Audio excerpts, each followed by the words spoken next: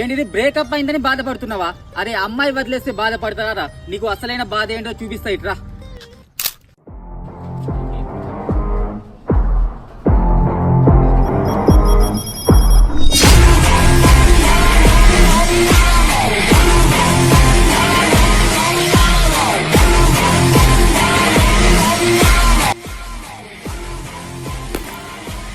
ఇప్పుడు కూడా బాధేస్తుందా?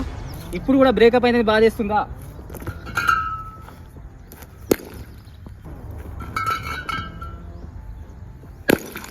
ఇప్పుడు కూడా బ్రేకప్ అయిందని బాధేస్తుందా?